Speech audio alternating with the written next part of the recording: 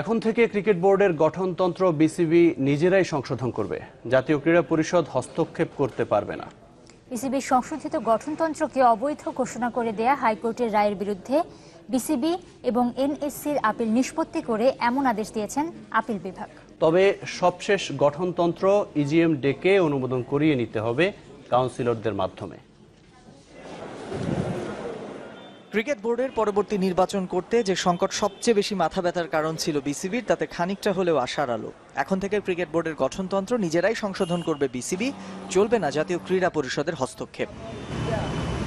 প্রায় 3 ঘন্টার শুনানিতে বিসিবির গঠনতন্ত্র সংশোধনকে অবৈধ করে দেয়া হাইকোর্টের রায়ের বিরুদ্ধে বিসিবি ও এনএসসির আপিল নিষ্পত্তি করে আপিল বিভাগ। তবে সংশোধিত গঠনতন্ত্রের বিষয়ে পূর্ণাঙ্গ রায়ে সিদ্ধান্ত জানাবেন আদালত।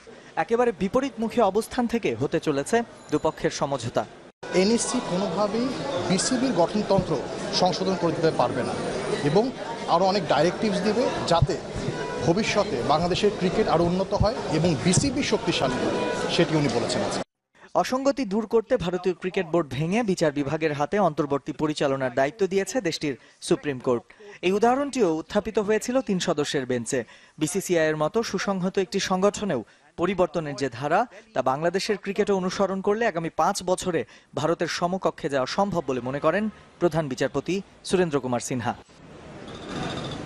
সেক্ষেত্রে বিসিবির নির্বাচনও হওয়া উচিত পরিষ্কার গঠনতন্ত্রে। তাই গঠনতন্ত্রের সংশোধনী ইজিএম ডেকে পাশ করিয়ে নিতে হবে ক্রিকেট বোর্ডকে, বললেন অ্যাটর্নি জেনারেল। এখনো আদালত কি নির্দেশনা দিবেন বা কি অবজারভেশন দিবেন সেটা রায় না পাওয়া পর্যন্ত আমরা বুঝতে পারবো না। গঠনতন্ত্র সংশোধন করতে হলে তো ইজিএম এর মাধ্যমেই করতে হবে এবং এটাকে গণতান্ত্রিক যেই মূল্যবোধগুলো আছে এই মূল্যবোধগুলোকে বহাল রেখে এবং আমাদের ক্রিয়ার ব্যাপারে আরো প্রসার ঘটানোর জন্য ক্রিকেটের ভাবমূর্তির স্বার্থে যে কোনো ধরনের সহযোগিতার জন্য প্রস্তুত বলে জানিয়েছেন দেশের সর্বোচ্চ আদালত। সামিউল টিটু, চ্যানেল 24, ঢাকা।